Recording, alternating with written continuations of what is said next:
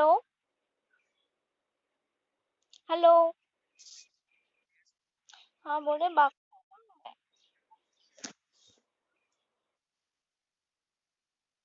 अभी से होली स्टार्ट हो गया सबका।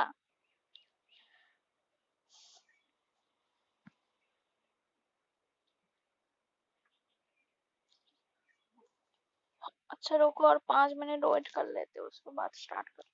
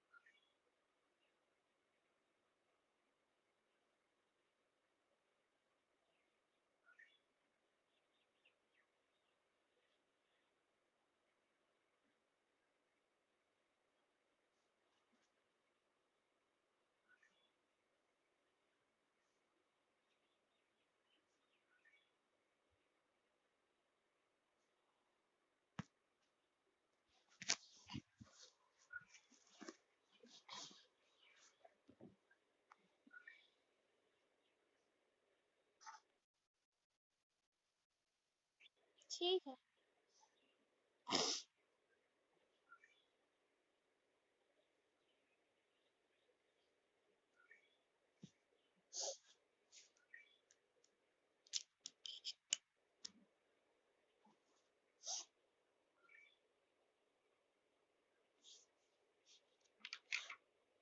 हम लोगों ने लास्ट क्लास में इसका हम लोग क्या कैलकुलेट किए थे।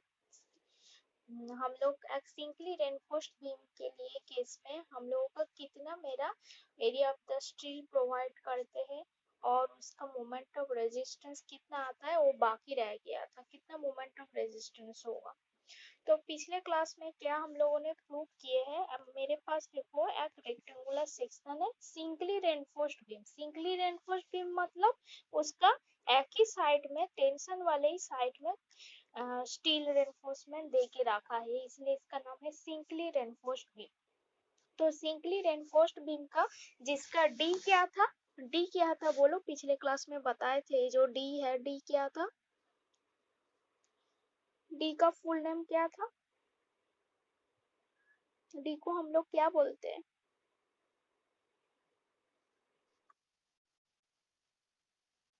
अच्छा नहीं किया, ठीक है।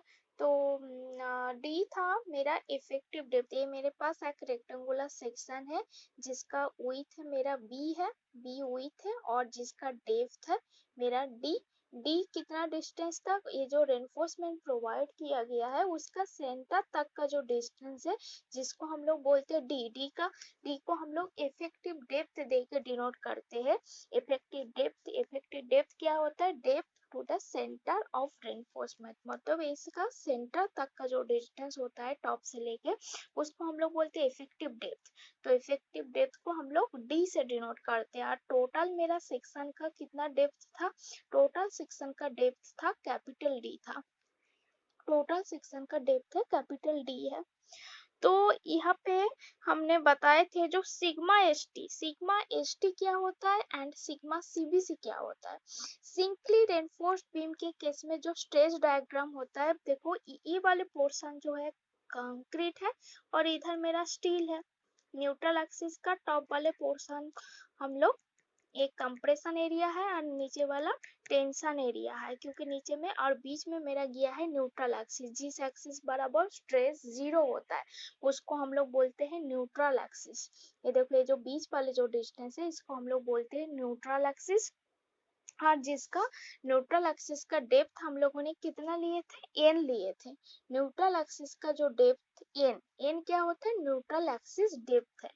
तो न्यूट्रल एक्सिस डेप्थ ये हम लोगों ने बता रहे जो वर्किंग स्ट्रेस मेथड का सिंगली रेनफोर्स बीम के केस में उसका कौन सा डेरिवेशन होता है, तो डेरिवेशन करवा रहे हैं अभी, जिसमें एन होता है न्यूट्रल एक्सिस डेप्थ। जो एन का जो वैल्यू है, एन इज इक्वल टू के into d, n is equal to के इंटू डी हम लोग लेते हैं। एन क्या होता है, न्यूट्रल एक्सिस डेप्थ, और के न्यूट्रल एक्सिस डेप्थ फैक्टर है, इसको हम लोग बोलते हैं न्यूट्रल एक्सिस डेप्थ फैक्टर बोला जाता है, ठीक है। और डी मेरा इफेक्टिव डेप्थ होता है। तो और यहाँ पे हमने बताए थे जो सब, ये मेरा जो कंप्रेशन है, कंप्रेशन क्या होता है और टेंशन क्या होता है। तो ये जो मेरा स्ट्रेस डायग्राम है देखो ट्रायंगुलर शेप का है, ट्रायंगुलर शेप का मेरा स्ट्रेस डायग्राम है। इससे इसका जो टॉप वाले जो डिस्टेंस है इसका वैल्यू है सिग्मा सीवीसी, और इसका बॉटम वाले पोर्शन का जो यहाँ से लेके यहाँ तक का जो डिस्टेंस है sigma S t by m. तो इसका हम लोग ने सिमिलरिटी ऑफ ट्रायंगल किए थे। सिमिलरिटी ऑफ ट्रायंगल का बेसिस में sigma CVC divided by sigma S t by m equal to उसका जो वैल्यू आया था n divided by d minus n, ठीक है। ये एक हम लोगों के पास फॉर्मूला आया था जिसमें एन का वैल्यू जब हम लोगों ने के डी लेके कैलकुलेट करते तो उसका आता है m sigma CVC divided by sigma S t equal to होता है n by d minus n. जब एन का वैल्यू के इंटू डी है तो वो इजिकल टू हो जाएगा 1 - के। हम लोगों ने पिछले क्लास में इसका प्रूव किए थे, ठीक है।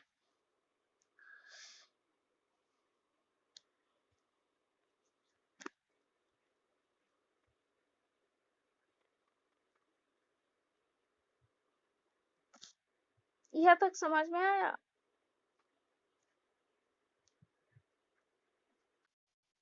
थोड़ा मोड़ा बताते हैं।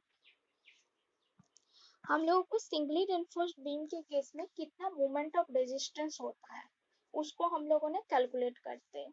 तो सिंगली रेनफोर्स्ड बीम के केस में जो, अभी कौन आ रहा है, दीपक, अच्छा ये लोगों ने इतना लेट करके आ रहा है, अच्छा और भी कोई आ रहा है, दो ठो रुको, लोग ऐड कर।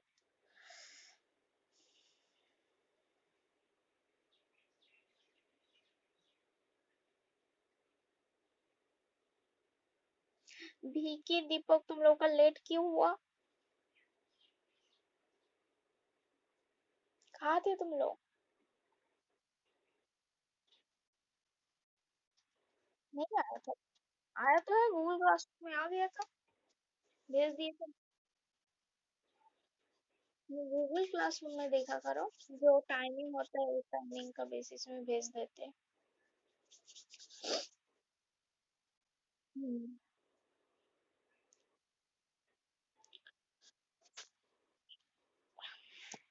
ठीक है। तो हम लोगों के पास एक सिंकली रेनफोर्स्ड बीम था, एक सिंकली रेनफोर्स्ड बीम है। सिंकली रेनफोर्स मतलब इसका बॉटम वाले पोर्शन में हम लोग रेनफोर्समेंट देके रखे, और ये जो इसका जो रेनफोर्समेंट का टॉप से लेके रेनफोर्समेंट का सेंटर तक का जो डिस्टेंस, इसको हम लोग बोलते हैं इफेक्टिव डेप्थ बोला जाता है, जिसको हम लोगों ने डी से डिनोट करते हैं।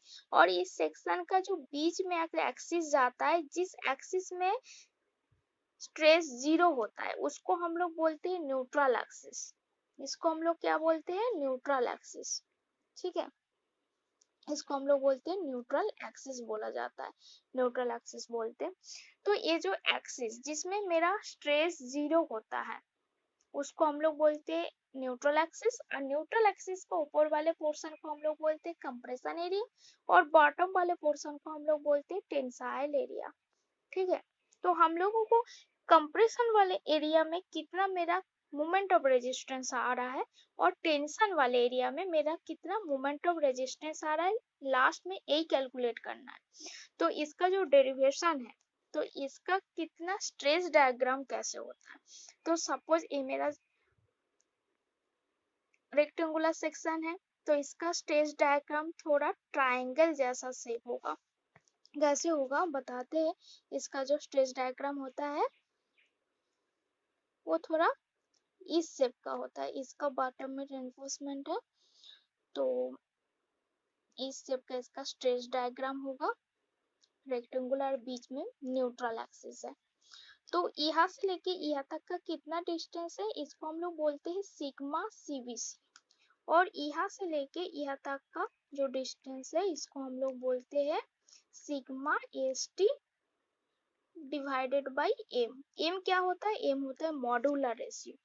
तो मॉड्यूलर रेशो इसलिए यूज किया जाता है, जो मेरा स्टील के एरिया को कंक्रीट का एरिया में कन्वर्ट करने के लिए मॉड्यूलर रेशियो से मल्टीप्लाई करते हैं किंवा डिवाइड करते हैं। तो ये जनरली इसलिए यूज किया जाता है क्योंकि स्टील स्टील तुमने इस अमाउंट का लोगे तो कंक्रीट हम लोगों को इतना अमाउंट का लेना पड़ता है। किस लिए? क्योंकि स्टील का स्ट्रेस ज्यादा होता है कंक्रीट से, तो स्टील का स्ट्रेस को कंक्रीट के सेम आने के लिए हम लोग मॉड्यूलर रेशियो से मल्टीप्लाई करते हैं। तो देखो यहाँ पे सिमिलरिटी ऑफ ट्राइंगल करती है, ये एक ट्राइंगल है, ये एक ट्राइंगल है, और यहाँ पे देखो आरेक ट्राइंगल। तो इस दोनों ट्राइंगल को और न्यूट्रल एक्सिस तक इसका कितना डिस्टेंस है? एन है। और यहाँ से लेके यहाँ तक का डिस्टेंस कितना होगा? यहाँ से लेके यहाँ तक का डिस्टेंस मेरा इफेक्टिव डेप्थ जे के डिनोट करते डी, और न्यूट्रल एक्सिस तक डिस्टेंस एन हुआ, तो यहाँ से लेके यहाँ तक का कितना डिस्टेंस होगा बताओ?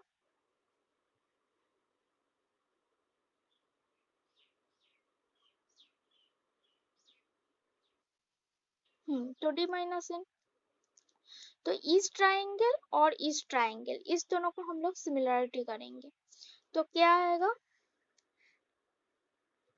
सिग्मा, इसको रेड में करते, sigma CBC divided by n is equal to sigma S t by m divided by d minus n. ये हम लोगों ने लिख सकते हैं।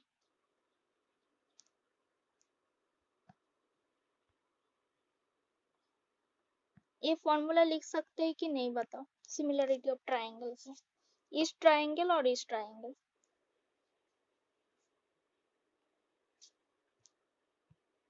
तो सबको लेट करके आ रहा है। खुशबू तुम्हारा क्यों लेट हुआ? लेट क्यों हुआ? खुशबू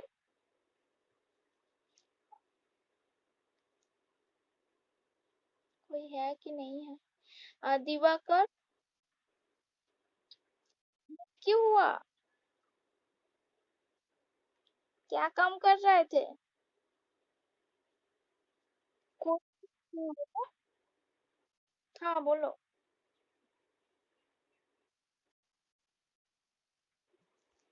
क्या कर रहे थे? क्या हुआ पानी?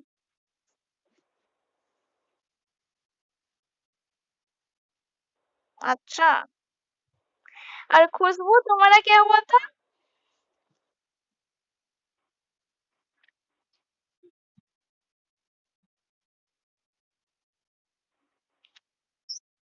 किसी को पता नहीं चला?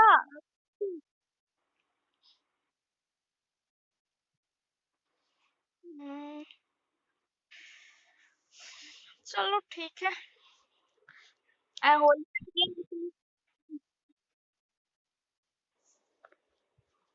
क्या बोल रहे हो? टाइम फर्स्ट हम में रहता है ना क्लास तुम लोग का? क्लास नहीं हुआ आज? कोई क्लास हुआ ही नहीं है। कोई हम ही क्लास ले रहा है।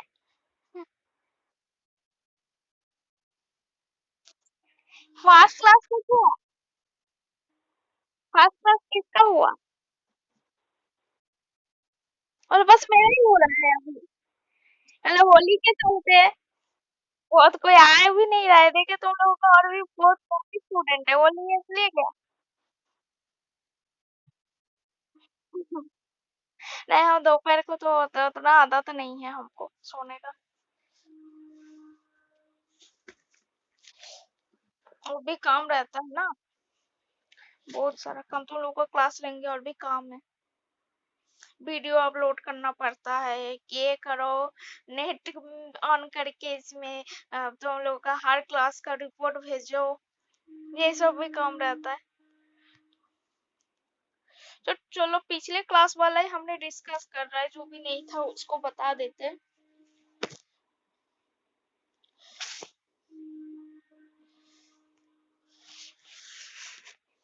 तो देखो यहाँ पे हम लोगों ने इस सिमिलरिटी ऑफ ट्राइंगल किए थे, तो सिमिलरिटी ऑफ ट्राइंगल का हिसाब से मेरा कितना आ रहा है फॉर्मूला, ये इतना तक सबको क्लियर है?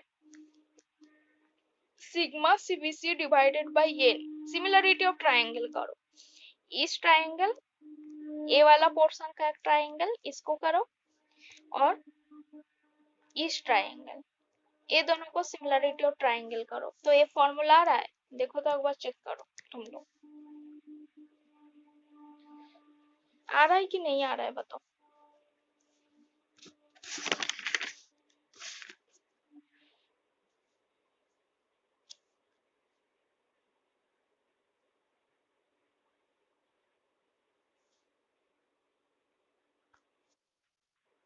हाँ, आ रहा है सिमिलरिटी ऑफ ट्राइंगल्स। तो यहाँ पे तुम लोगों ने n का वैल्यू k इंटू डी कर दो, तो उसके बाद कौन सा फॉर्मूला आएगा बताओ तुम लोग। जब हम लोगों ने n का वैल्यू k इंटू डी करेंगे, जब n इज इक्वल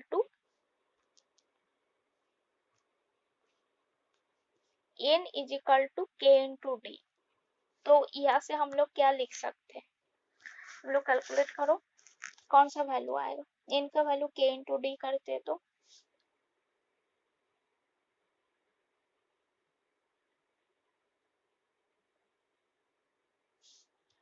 a आ रहा है कि नहीं?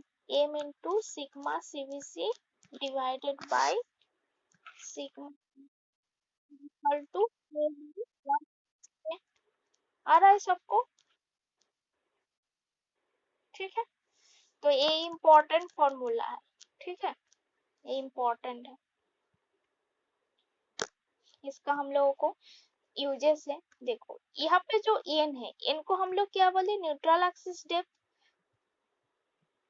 यहाँ पे जो n है, n जो है हम लोग जो n इंटू, हाँ यहाँ पे लिखते हैं, जो यहाँ पे जो n का जो वैल्यू है जिसको हम लोग n ले रहे हैं ना n, तो ये n होता है क्रिटिकल न्यूट्रल एक्सिस बोला जाता है, इसको हम लोग बोलते हैं क्रिटिकल न्यूट्रल एक्सिस। इसको हमने बाद में बताएंगे क्रिटिकल न्यूट्रल एक्सिस क्या होता है और एक होता है एक्चुअल न्यूट्रल एक्सिस, वो क्या होता है। तो इसमें जो n होता है ये मेरा क्रिटिकल न्यूट्रल एक्सिस, इसको लेते हैं। उसके बाद देखो एक्चुअल न्यूट्रल एक्सिस का कैसे हम लोग कैलकुलेट करते हैं। तो हम लोगों को पहले कैलकुलेट करना है एरिया ऑफ द स्टील। तो एरिया ऑफ द स्टील हम लोगों ने कैसे कैलकुलेट करते हैं,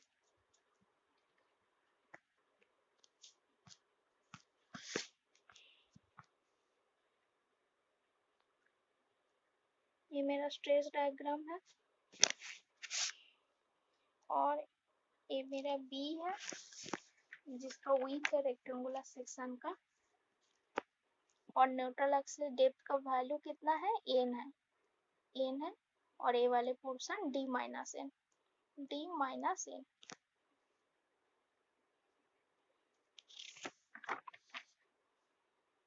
तो देखो ये जो रेक्टेंगल वाले सेक्शन न्यूट्रल एक्सिस का अबव वाले का देखो, तो यहाँ पे हम लोगों ने न्यूट्रल एक्सिस के बेस में इक्विलिब्रियम इक्वेशन लगाते हैं तो हमारा जो total compression is equal to total tension होता है। पिछले क्लास में बताए थे total compression is equal to total tension होता है, तो इसका moment of compressive area is equal to moment of tensile area होगा। तो मोमेंट इसे हम लोग लिख सकते हैं मोमेंट ऑफ, ऐसा हम यहाँ पे बता देते हैं, moment of compressive area is equal to moment of tensile area होगा। तो मोमेंट ऑफ कंप्रेसिव एरिया हम लोग कैसे कैलकुलेट करते हैं, तो मोमेंट इज इक्वल टू क्या होता है, फोर्स इनटू परपेंडिकुलर डिस्टेंस होता है। क्या होता है, फोर्स इनटू परपेंडिकुलर डिस्टेंस। तो इसके रेस्पेक्ट में हम लोग न्यूट्रल एक्सिस के रेस्पेक्ट में मोमेंट लेंगे तो मोमेंट ऑफ कंप्रेसिव एरिया कितना होगा, b इंटू एन, इस न्यूट्रल एक्सिस डेप्थ कितना है, n है, b इंटू एन। और रेक्टेंगुलर सेक्शन के केस में जो सेंटर ऑफ ग्रेविटी होता है वो हाफ में होता है, b into N by two equal to कितना होगा, जब भी जो स्टील प्रोवाइड करके रखा गया है तो स्टील का एरिया कितना है, AST। तो इसको m इंटू AST इंटू इसका कितना है, इसका कहाँ पे काम कर रहा है, यहाँ पे d माइनस एन पे इसका काम कर रहा है जो सेंटर ऑफ ग्रेविटी है, तो into D minus n, into D minus n, into D minus n. तो इसको हम लोग लिख सकते हैं कि नहीं, बताओ, पिछले क्लास में भी बताए थे इसको, b into N by two equal to M into S T into D minus n, लिख सकते हैं, लिख सकते हैं। तो हम लोग को एक परसेंटेज ऑफ स्टील भी कैलकुलेट करना पड़ता है, तो परसेंटेज ऑफ द स्टील हम लोग कैसे कैलकुलेट करते हैं, percentage of the steel is equal to होता है AST divided by B into d into 100 होता है, क्योंकि हम लोग total area of the steel को हम लोग रेक्टेंगुलर सेक्शन का एरिया से डिवाइड कर देते हैं तो वो मुझे percentage of the steel calculate हो जाता है। उसके बाद नेक्स्ट हम लोगों ने किए थे लीवर आर्म। तो लीवर आर्म हम लोगों को कैसे मिला था, तो लीवर आर्म क्या होता है, लीवर आर्म होता है एक डिस्टेंस होता है जो सेंटर ऑफ कंप्रेशन से लेके सेंटर ऑफ टेंशन तक का, सपोज जो मेरा सारा का सारा जो कंप्रेशन है, जो मेरा इस सेक्शन का जो सारा का सारा जो कंप्रेशन है वो मेरा एक पॉइंट में आ रहा है। अब ये मेरा स्ट्रेस डायग्राम है, तो यहाँ पे जो ये मेरा कंप्रेशन वाला एरिया है, तो कंप्रेशन वाले एरिया का कोई भी एक सेंटर होगा जिसमें सारा का सारा कंप्रेशन इस पॉइंट में लग रहा है, कोई तो एक सेंटर होगा जिसमें सारा का सारा कंप्रेशन इसमें लगता है। और हम लोगों को पता है जो मेरा ट्रायंगल सेक्शन के केस में जो सेंटर ऑफ ग्रेविटी होता है वो 1/3 में काम करता है, 1/3 में काम करता है। तो यहाँ से लेके यहाँ तक का डिस्टेंस कितना है मेरा, कितना होना चाहिए, मेरा टोटल डेप्थ तो n हुआ तो यहाँ से लेके यहाँ तक का डिस्टेंस कितना हो जाएगा, n/3 होगा ना। n/3 में काम कर रहा है, मेरा सारा का सारा कंप्रेशन है। कोई एक पॉइंट है जिसमें एक सेंटर होता है, जिस सेंटर में मेरा इसका इस ट्रायंगल सेक्शन का एक पॉइंट है, जिस पॉइंट में सारा का सारा कंप्रेशन एक पॉइंट में आके काम कर रहा है। तो वो जो पॉइंट है उसमें हम लोग को पता है जो ट्रायंगल सेक्शन होता है उसका 1/3 में सेंटर ऑफ ग्रेविटी होता है। तो इसका ऊपर से लेके यहाँ तक का डिस्टेंस कितना होगा? n/3।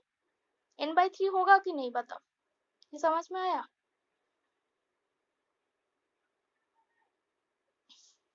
समझ में आया कि नहीं आया बोलो?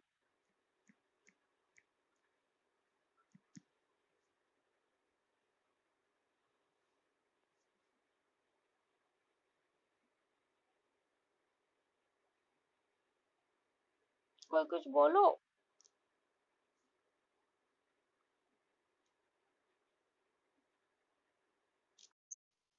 क्लियर है? तो और मेरा स्टील के सेक्शन में यहाँ पे सेंटर किस में है? यहाँ पे सेंटर यही वाला डिस्टेंस है मेरा स्टील के केस में। तो यहाँ से लेके यहाँ तक का डिस्टेंस कितना है? d माइनस n है। तो d माइनस डिस्टेंस पे इसका सेंटर है। तो देखो लीवर आर्म क्या है? सेंटर ऑफ कंप्रेशन लेके सेंटर ऑफ टेंशन तक का जो डिस्टेंस है। तो ये मेरा सेंटर ऑफ कंप्रेशन यहाँ पे लग रहा है, ठीक है? ये मेरा सेंटर ऑफ कंप्रेशन है और सेंटर ऑफ टेंशन यहाँ पे लग रहा है। तो ये दोनों का बीच वाले जो डिस्टेंस होता है इसको हम लोग बोलते हैं लीवर आर्म।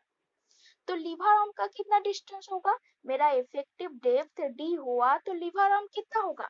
और सेंटर ऑफ कंप्रेशन का टॉप से लेके डिस्टेंस मेरा n/3 हुआ तो मेरा उसका डिस्टेंस कितना आ जाएगा? d minus n/3। आएगा कि नहीं आएगा बोलो? d minus n/3। तो n का वैल्यू मेरा kd होगा तो क्या आएगा? तुम लोग कैलकुलेट करो। n का वैल्यू k इंटू डी हुआ तो उसका वैल्यू कितना आ जाएगा? d आ जाएगा d 1 माइनस k/3।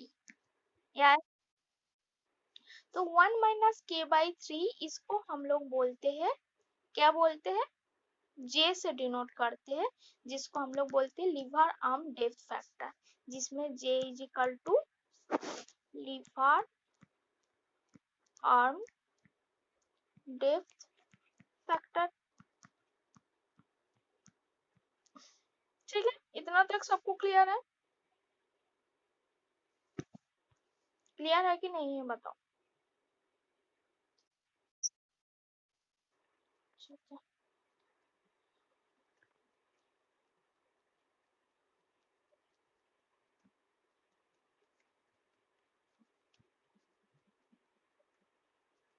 उसके बाद नेक्स्ट आते हैं मूवमेंट ऑफ रेजिस्टेंस। तो मूवमेंट ऑफ रेजिस्टेंस क्या होता है? कुछ आइडिया किसी को मूवमेंट ऑफ रेजिस्टेंस क्या होता है?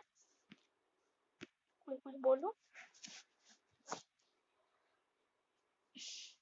सपोज मान के चलो मेरे पास एक सेक्शन है, ठीक है? इसमें हम लोगों ने लोड दे रहा है। तो लोड देंगे तो ये जो सेक्शन है वो थोड़ा बेंड करने का कोशिश करेगा कि नहीं करेगा? बेंड होने का कोशिश करेगा।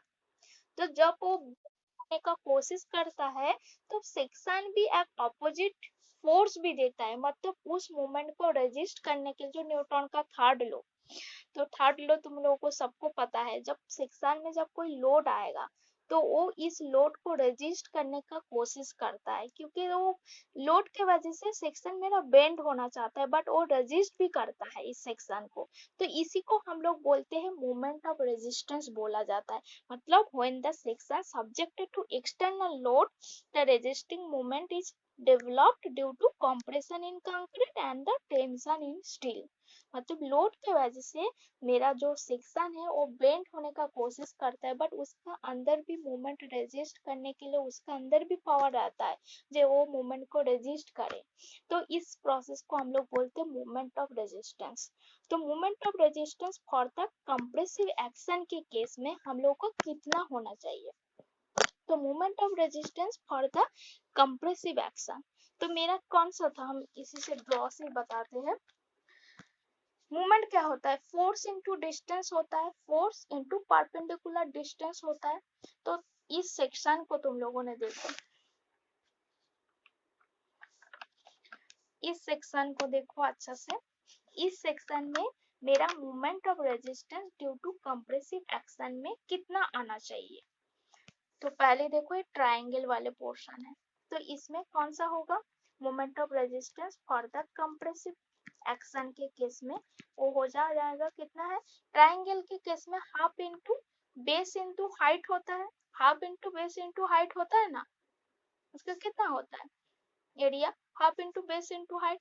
तो इसको हम लोग लिखते हैं हाफ इंटू, इसका बेस कितना है सिग्मा इंटू सीबीसी इंटू एन, बट इसको हम लोगों का फोर्स के इक्वल लेके आना है, इसीलिए इसका जो विड्थ है रेक्टेंगुलर सेक्शन का जो विड्थ है बी है, बी से मल्टीप्लाई कर देते हैं, इसको हम लोग फोर्स में कन्वर्ट करना है। तो इनटू इसका परपेंडिकुलर डिस्टेंस क्या है, परपेंडिकुलर डिस्टेंस क्या है d minus N by three, जो मेरा लीवर आर्म मिला वही मेरा परपेंडिकुलर डिस्टेंस है, कितना है d minus N by three. तो इसको हम लोग लिख सकते हैं कि नहीं लिख सकते बोलो, ये मेरा फोर्स इनटू परपेंडिकुलर डिस्टेंस, लिख सकते हैं।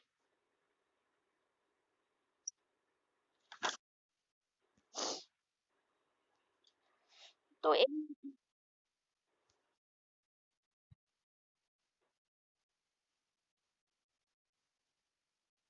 हाँ बोल रहा है, हाँ बोल रहा है, बोल रहा है।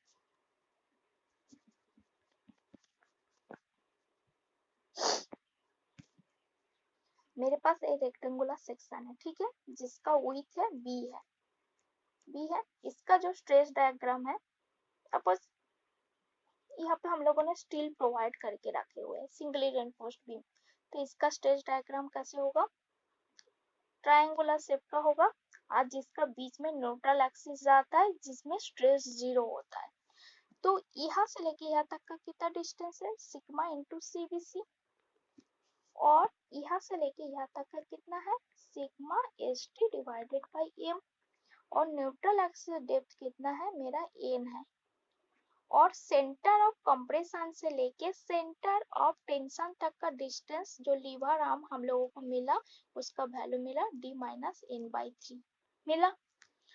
तो हम लोगों को अभी कैलकुलेट करना है moment of resistance for the compressive action की वजह से कितना आ रहा है, मतलब ये जो कंप्रेसिव एक्शन मतलब इस वाला ट्रायंगल को तुम लोगों ने देखो, इस ट्रायंगल का, इस ट्रायंगल में मेरा कंप्रेशन आ रहा है, कंप्रेसिव एक्शन इसको बोल रहा है, तो moment of resistance due to compressive action में कितना होगा, इस ट्रायंगल क्या होता है मोमेंट क्या होता है फोर्स इनटू परपेंडिकुलर डिस्टेंस होता है, फोर्स इनटू परपेंडिकुलर डिस्टेंस बोलते हैं उसको हम लोग मोमेंट बोलते हैं, परपेंडिकुलर डिस्टेंस तुम लोग देख लेना, जो परपेंडिकुलर डिस्टेंस को हम लोग बोलते हैं moment is equal to force into perpendicular distance.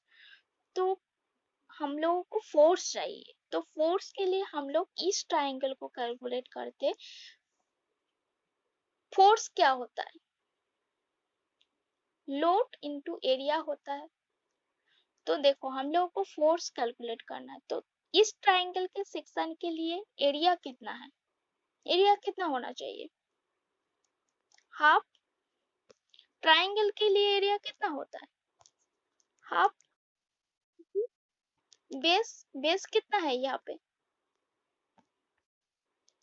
Base कहाँ है, बेस यहाँ पे बेस कितना है सिग्मा, इसका हाइट कितना है एन, तो इसको हम लोगों ने फोर्स में कन्वर्ट करना है, देखो इसका यूनिट कितना आ रहा है सिग्मा सीबीसी का यूनिट कितना है स्ट्रेस न्यूटन पर एमएम स्क्वायर, और हम लोगों को एन का कितना है यूनिट एमएम, एमएम में सोचो ए मेरा न्यूट्रॉन पर एमएम स्क्वायर में आ रहा है, तो इनटू एन का यूनिट क्या है एमएम, तो यहाँ पे मेरा एक एमएम ज्यादा हो रहा है, मतलब हम लोगों को ये फोर्स में कन्वर्ट करना है, तो फोर्स में ओनली न्यूट्रॉन ही रहेगा, तो इसके लिए हम लोगों ने इसका जो विड्थ है मतलब इस रेक्टेंगुलर सेक्शन को विथ से हम लोग मल्टीप्लाई करेंगे फोर्स में कन्वर्ट करने के लिए। इसको हम लोगों ने फोर्स में कन्वर्ट करने के लिए इसका आरेख विथ से हम लोग मल्टीप्लाई करते हैं, तब हम लोगों के पास फोर्स मिलता है। तो अभी इसका यूनिट टोटल कितना होगा, और बढ़ गया, तो मेरा फोर्स में कन्वर्ट हो रहा है, तो इनटू क्या हो जाएगा, परपेंडिकुलर डिस्टेंस। परपेंडिकुलर डिस्टेंस कितना है, टोटल देखो कंप्रेशन सेंटर में लग रहा है, तो सेंटर ऑफ कंप्रेशन से लेके सेंटर ऑफ टेंशन तक का जितना डिस्टेंस है वही मेरा परपेंडिकुलर डिस्टेंस है। तो कितना है, d-n/3, मतलब बस यही याद रखो, लीवर आर्म से मल्टीप्लाई होगा। तो लीवर आर्म मेरा कितना है,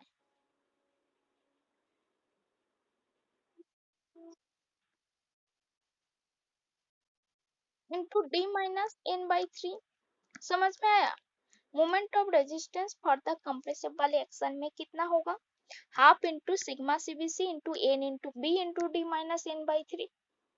समझ में आया कि नहीं आया, वो आ गया ना? ठीक है।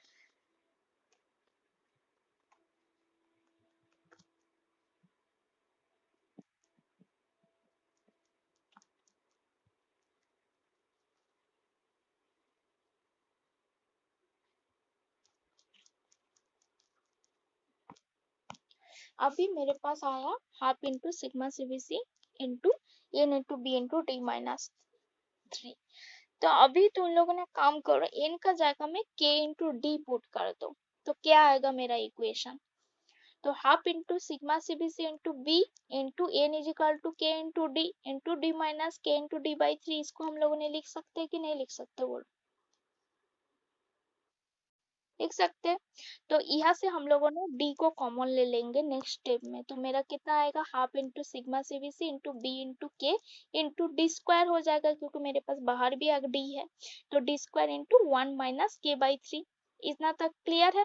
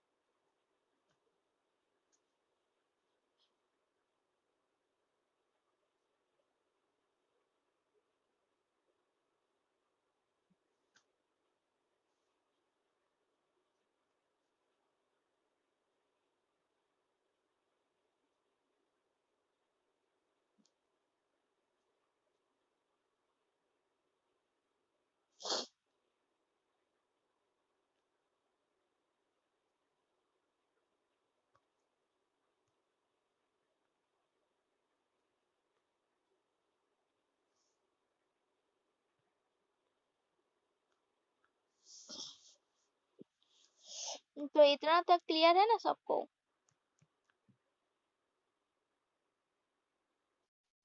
ठीक है। तो 1 - k/3 को हम लोगों ने क्या लिए थे, J। तो जे क्या होता है, लीवर आर्म डेप्थ फैक्टर होता है, तो 1 - k/3 के जगह में हम लोगों ने जे पुट कर देंगे।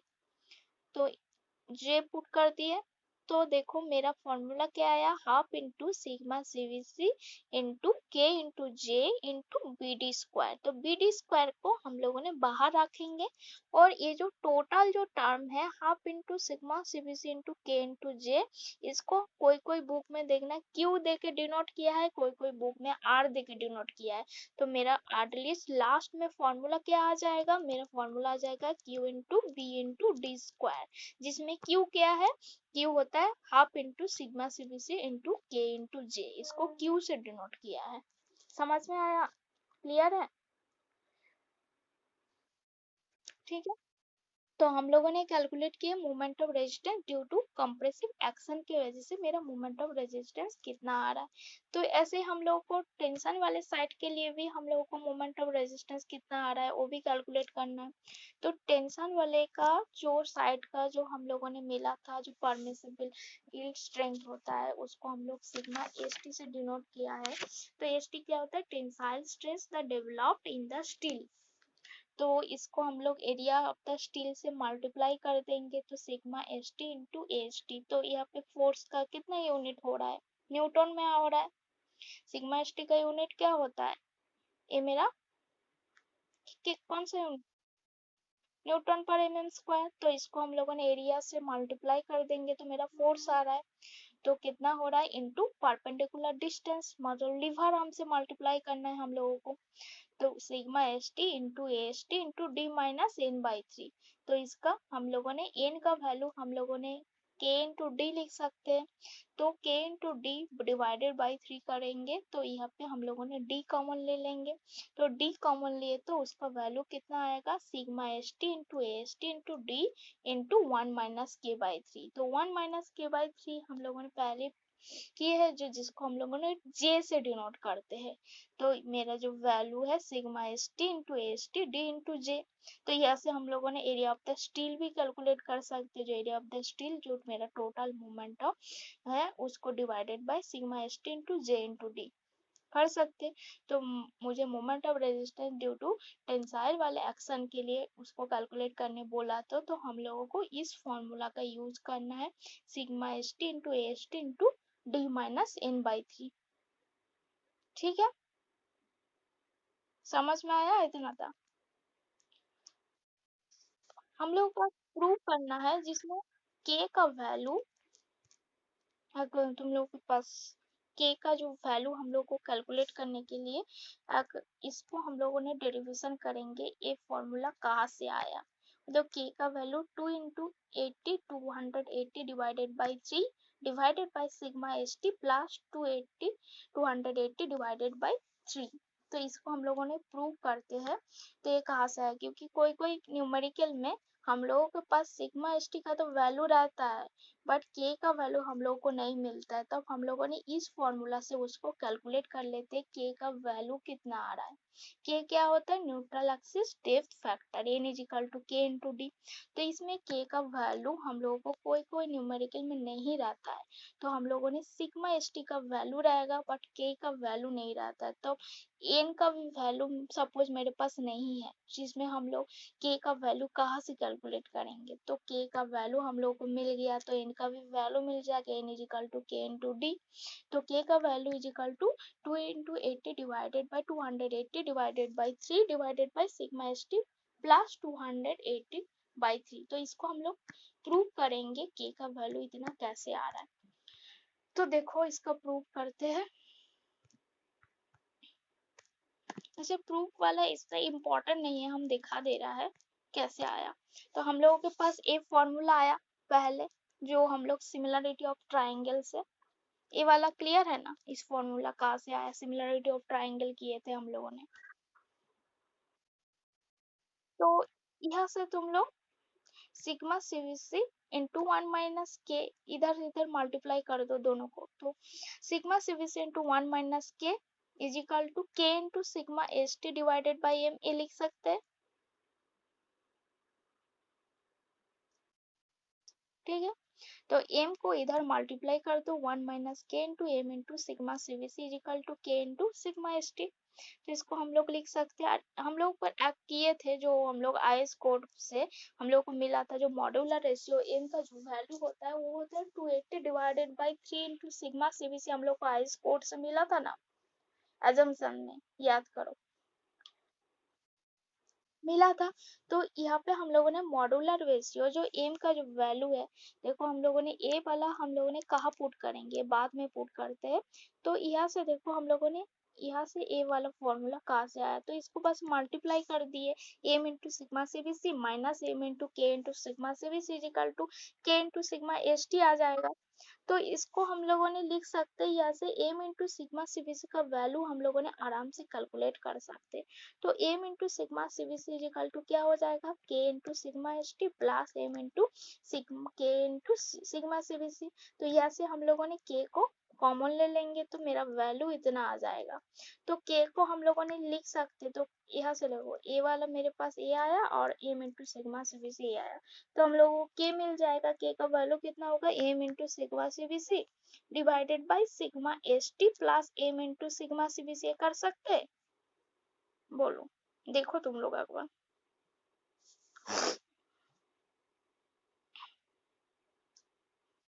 कर सकते हैं। तो एम इंटू सिग्मा सीबीसी से सब ऊपर और नीचे वाला को डिवाइड कर दो, तो ऊपर में क्या आ जाएगा, 1 आ जाएगा, और नीचे में कितना आएगा, sigma S T divided by M sigma CBC plus 1 हो जाएगा, हो जाएगा। तो यहाँ पे जो m है, m का वैल्यू पुट कर दो, m is equal to 2 into 280 divided by 3 sigma CBC, यहाँ पे पुट कर दो, m का जो वैल्यू है यहाँ पे पुट कर दो। तो कितना आएगा, मेरा जो वैल्यू आएगा, देखो यहाँ पे सिग्मा सीबीसी कट जाएगा, तो मेरा वैल्यू कितना आ जाएगा, k का वैल्यू आ जाएगा 1 divided by sigma S T divided by 280/3 plus 1 आ जाएगा। तो यहाँ से हम लोगों ने ये फॉर्मूला मिल सकता है, इसको एक बार देख लो, ये फॉर्मूला आ रहा है कि नहीं आ रहा है, बोलो के का वैल्यू। तो मेरा प्रूफ हो गया, जो के है न्यूट्रल एक्सिस डेप्थ फैक्टर, उसको हम लोग इस फॉर्मूला से भी कैलकुलेट कर सकते हैं, 280 divided by 3 divided by sigma S T plus 2 into 80 divided by 3। ठीक है, उसके बाद नेक्स्ट आते हैं हम लोग का कितना टाइप ऑफ सेक्शन है।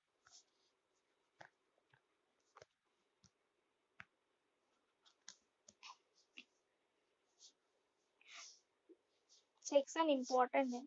देखो हम लोग का जो वर्किंग स्ट्रेस मेथड बोलो, लिमिट स्टेट मेथड बोलो, सबके लिए जो सेक्शन होता है 3 टाइप्स में डिवाइड किया है। एक होता है बैलेंस सेक्शन, और एक होता है ओवर रेनफोर्स सेक्शन, और एक होता है अंडर रेनफोर्स सेक्शन। कौन कौन सा सेक्शन है, एक होता है बैलेंस सेक्शन, सेकंड है ओवर रेनफोर्स,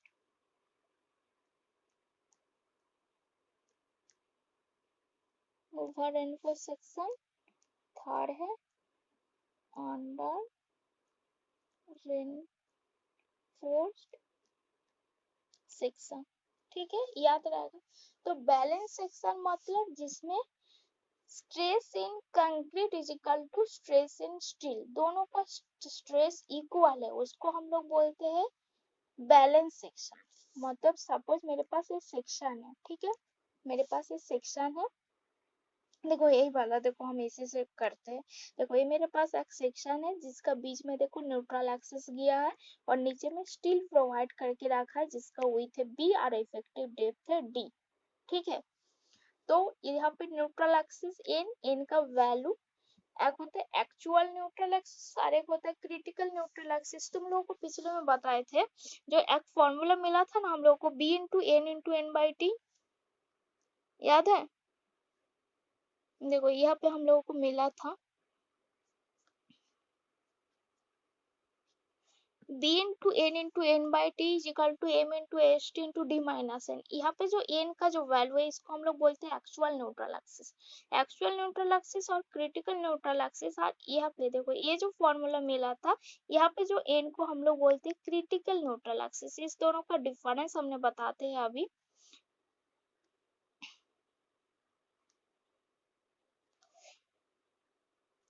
तो बैलेंस सेक्शन मतलब वो बैलेंस्ड है, उसका दोनों का स्ट्रेस इक्वल है, मतलब stress in concrete is equal to stress in steel, उसको हम लोग बोलते हैं बैलेंस सेक्शन। तो बैलेंस सेक्शन में जो एक्चुअल न्यूट्रल एक्सिस, तो actual neutral axis is equal to होता है क्रिटिकल न्यूट्रल एक्सिस, मतलब यहाँ से लेके यहाँ तक का जो डिस्टेंस है इसको हम लोग बोलते हैं एक्चुअल न्यूट्रल एक्सिस। बट इसमें जो क्रिटिकल न्यूट्रल एक्सिस मतलब जिस एक्सिस बराबर मेरा कंक्रीट में क्रैक होता है उसको हम लोग बोलते हैं क्रिटिकल न्यूट्रल एक्सिस। तो बैलेंस सेक्शन के केस में जो एक्चुअल न्यूट्रल एक्सिस होता है वो क्रिटिकल न्यूट्रल एक्सिस का सेम होता है। मतलब यहाँ पे जो स्ट्रेस है, stress in concrete is equal to stress in steel होता है, और यहाँ पे actual neutral axis is equal to critical neutral axis. Critical neutral axis मतलब जिस एक्सिस बराबर जब कोई क्रैक आता है उसको हम लोग बोलते हैं क्रिटिकल न्यूट्रल एक्सिस। और एक्चुअल मतलब एक्चुअली है जो हम लोगों को मिला वहां पे जो फॉर्मूला जो एक्चुअल न्यूट्रल एक्सिस है। तो बैलेंस सेक्शन क्या होता है जिसमें stress in concrete is equal to stress in steel होता है, उसको हम लोग बोलते हैं बैलेंस सेक्शन। उसके बाद नेक्स्ट आते हैं over reinforce section. Over reinforce section देखो, ओवर रेनफोर्स का नाम पे इसका मीनिंग है। ओवर रेनफोर्स सेक्शन इसका नाम से क्या पता चल रहा है?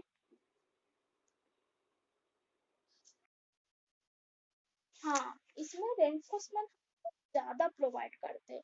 तो ये जो मेरे पास मान के चलो, इसका भी ड्रॉ करके बताते। हाँ, इसका मोमेंट ऑफ रेजिस्टेंस कितना आता है बैलेंस सेक्शन में वो भी बता देते। देखो बैलेंस सेक्शन के केस में मोमेंट ऑफ रेजिस्टेंस कितना होगा, जितना मेरा कंक्रीट के केस में मोमेंट ऑफ रेजिस्टेंस होता है उतना ही मेरा स्टील का भी होगा। तो इसमें जो मेरा मोमेंट ऑफ रेजिस्टेंस होगा sigma S T into S T into D minus N by three, इसमें इज इक्वल टू हो जाएगा 0.5 मतलब half into sigma C B C N into B into D minus N by three. इसमें क्या है, stress in concrete is equal to stress in steel है, तो इसका मोमेंट ऑफ रेजिस्टेंस भी इक्वल हो जाएगा।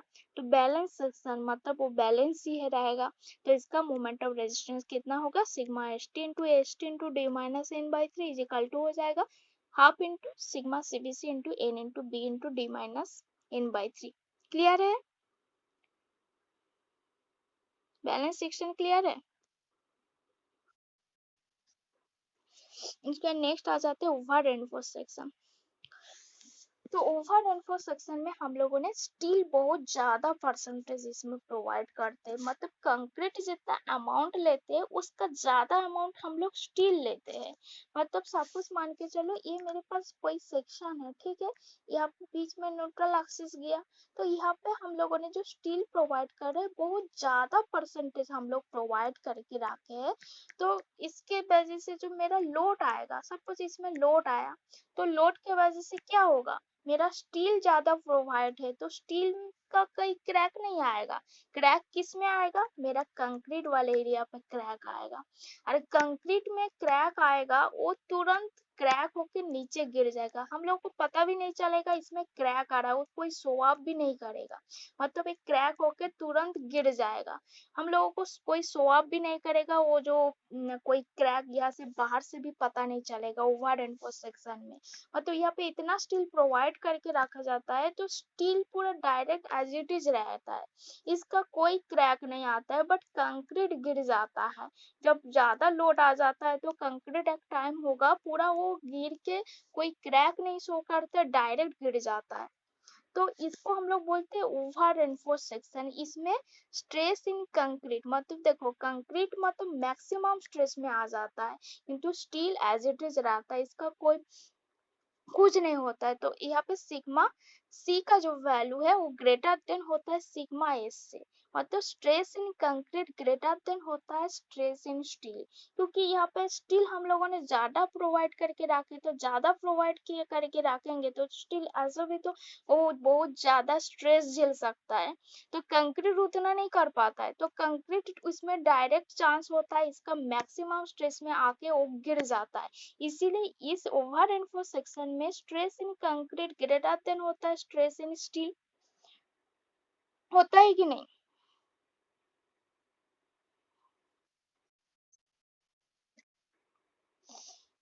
नहीं समझ में आया मेरे को।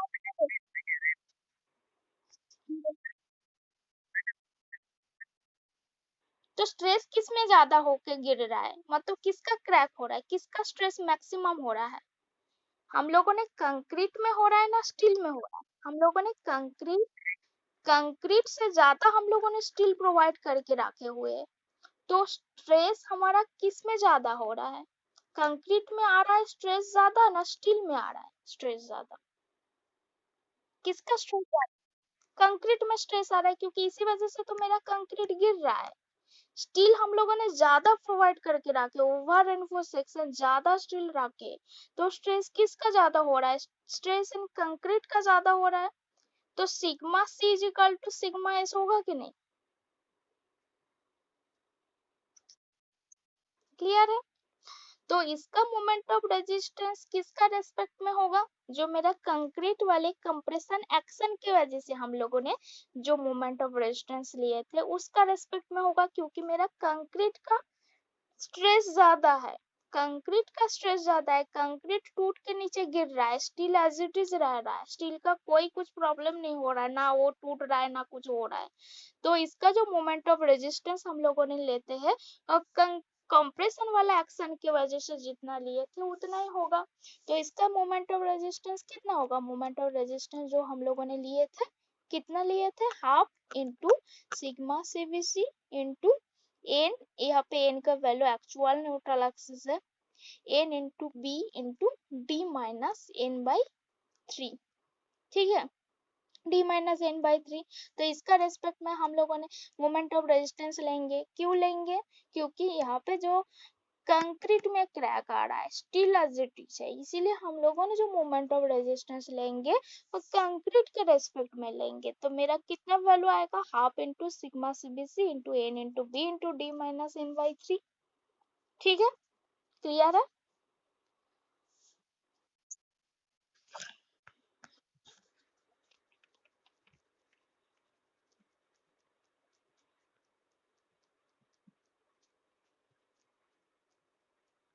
तो यहाँ पे देखो जो क्रिटिकल न्यूट्रल एक्सिस आएगा, ये तो मेरा कंक्रीट में क्रैक आ रहा है, तो क्रिटिकल न्यूट्रल एक्सिस जो आएगा वो एक्चुअल न्यूट्रल एक्सिस, ये मेरा एक्चुअल न्यूट्रल एक्सिस है, इसका जो वैल्यू है एन इंटू ए, बट इससे मेरा ऊपर रहेगा क्रिटिकल न्यूट्रल एक्सिस। जेहेतु मेरा कंक्रीट में क्रैक आ रहा है तो कंक्रीट के रेस्पेक्ट में मेरा एक्चुअल क्रिटिकल न्यूट्रल एक्सिस जाएगा, तो क्रिटिकल न्यूट्रल एक्सिस मेरा कंक्रीट के रेस्पेक्ट में जाएगा। तो यहाँ पे कितना होगा? मतलब Na का जो वैल्यू है मेरा Nc से ज्यादा है कि नहीं? तो यहाँ पे ओवर रेनफोर्स सेक्शन के केस में जो एक्चुअल न्यूट्रल एक्सिस Na का जो वैल्यू है वो क्रिटिकल न्यूट्रल एक्सिस से ज्यादा होता है। ये भी हम लोगों ने चेक करते हैं, ये मेरा सेक्शन ओवर रेनफोर्स है अंडर रेनफोर्स सेक्शन है, तो एक्चुअल और क्रिटिकल न्यूट्रल एक्सिस का डेप्थ का हिसाब से भी हम लोग चेक करते हैं। जो मेरा actual neutral axis critical neutral axis से ज्यादा हो रहा है तो ये मेरा ओवर रेनफोर्स सेक्शन है, तो हम लोगों ने ओवर रेनफोर्स सेक्शन का हिसाब से उसको डिजाइन करते हैं सेक्शन को।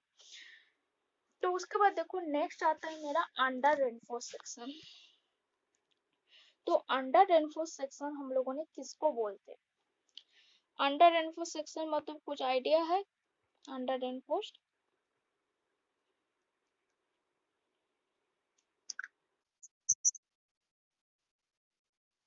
हम्म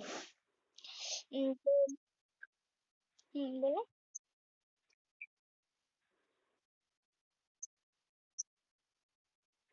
हम्म तो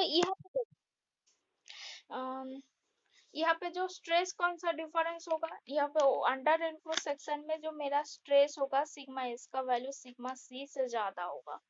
क्यों ज्यादा होगा? यहाँ पे हम लोगों ने जो स्टील प्रोवाइड करते हैं कंक्रीट का एरिया से इसका कम एरिया का स्टील हम लोगों ने प्रोवाइड करते हैं। तो सपोज मेरा मान लो मेरा बिल्डिंग में लोड आ रहा है, तो इसके वजह से क्या होगा? ये जो स्टील हम लोगों ने कम रखा है, ओवर नहीं रखा है, अंडर रेनफोर्स सेक्शन है, मतलब हम लोगों ने स्टील कम परसेंटेज प्रोवाइड किए। जितना मेरा कंक्रीट जितना एरिया का हम लोगों ने प्रोवाइड किया उससे कम हम लोगों ने स्टील प्रोवाइड किए, तो इसके वजह से लोड आएगा। तो इस सेक्शन में क्या होगा? जो स्टील है वो थोड़ा बेंड होने का कोशिश करेगा, बीच में न्यूट्रल एक्सिस है, तो ये क्या करेगा? बेंड होने का कोशिश करेगा, तो बेंड होने का कोशिश करेगा तो मेरा कंक्रीट में क्रैक शो होगा कि नहीं?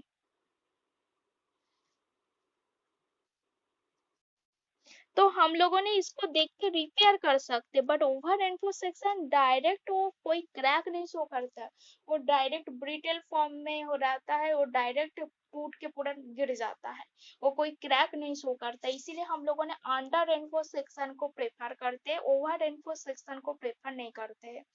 तो और ओवर रेनफोर्स सेक्शन अनइकोनॉमिक होता है, क्योंकि हम लोगों ने अनइकोनॉमिक किस लिए, हम लोगों ने ज्यादा स्टील प्रोवाइड कर दे रहा, उतना मुझे जरूरत भी नहीं है, तो उतना स्टील का तो प्राइस भी तो ज्यादा ही होता है, तो इसीलिए वो अनइकोनॉमिक होता है। अंडर रेनफोर्स सेक्शन में हम लोगों ने कम परसेंटेज स्टील प्रोवाइड करते, तो मेरा पैसा भी कम लगेगा, तो इकोनॉमिक सेक्शन है।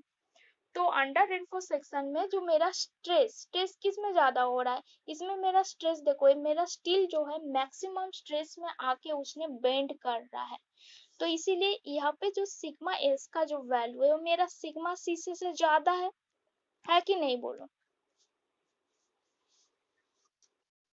Sigma S greater than sigma C है, तो यहाँ पे जो मोमेंट ऑफ रेजिस्टेंस आएगा वो हम लोगों ने किसका रेस्पेक्ट में कैलकुलेट करेंगे, स्टील के लिए टेंशन वाले एक्शन के लिए ना कंप्रेशन वाले एक्शन के लिए हम लोगों ने कैलकुलेट करेंगे जो मोमेंट ऑफ रेजिस्टेंस।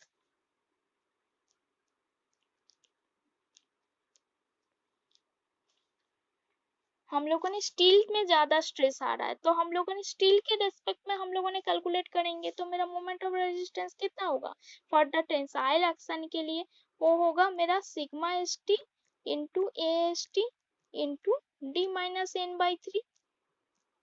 तो मेरा moment of resistance for the under reinforce section के केस में मेरा जो वैल्यू होगा वो होगा sigma S T into A S T into D minus N by 3। होगा कि नहीं होगा, होगा। तो हम लोगों ने इसमें मेरा जेहेतु स्टील स्टील का स्ट्रेस मैक्सिमम हो रहा है, तो मेरा क्रिटिकल न्यूट्रल एक्सिस कहाँ पे आएगा, एक्चुअल न्यूट्रल एक्सिस जो उसका नीचे आएगा, क्योंकि टेंशन वाले एरिया में मेरा क्रिटिकल जो न्यूट्रल एक्सिस है वो आ जाएगा। तो यहाँ पे कितना होगा, जो मेरा एन सी का जो वैल्यू है, जो क्रिटिकल न्यूट्रल एक्सिस का वैल्यू मेरा एक्चुअल न्यूट्रल एक्सिस से ज्यादा है, अंडर रेनफोर्स सेक्शन में वही हो रहा है ना, जो मेरा स्टील में स्ट्रेस हो रहा है, तो क्रिटिकल न्यूट्रल एक्सिस नीचे आ जाएगा एक्चुअल न्यूट्रल एक्सिस से, तो एनसी का वैल्यू एन है, होगा कि नहीं,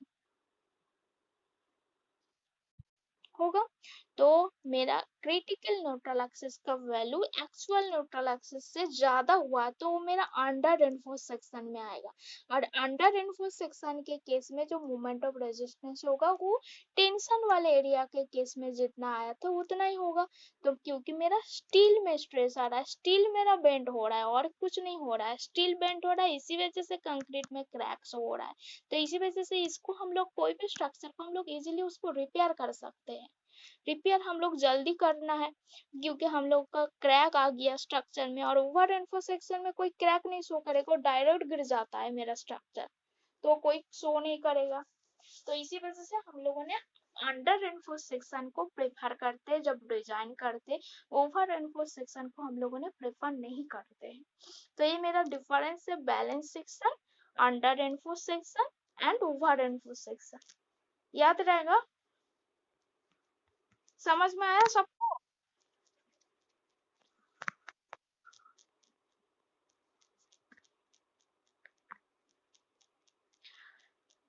अच्छा, आईएस कोड ने एक बात बताया है, जो आईएस कोड ने सिग्मा एसटी का भी वैल्यू भी बात करके रखा है, जो सिग्मा एसटी का वैल्यू जो होगा 140 न्यूटन पर MM square for mild steel के केस में, मेरा जो वैल्यू है माइल्ड स्टील के केस में सिग्मा एसटी का वैल्यू उतना है, आईएस कोड ने अपना बता के रखा है।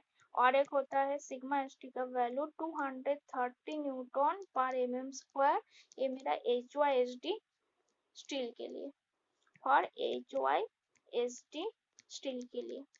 H Y S D steel का फुल नेम क्या है बताओ, पिछले में हम बताए थे एच वाई एस डी क्या है फुल फॉर्म,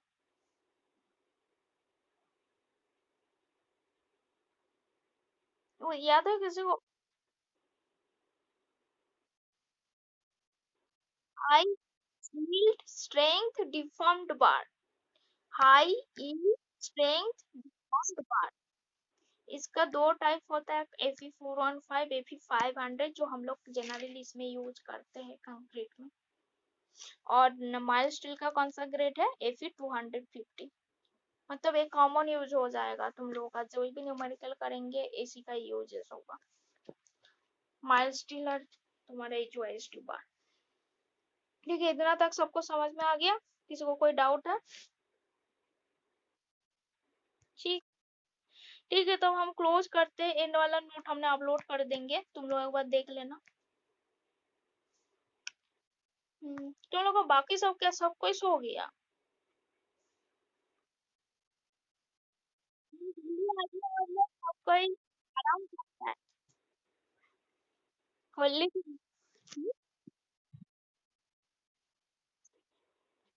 होली की वजह से सब कोई नहीं आ रहे होंगे, और सामने होली है और तो 2 दिन बाकी है, मतलब थर्सडे से।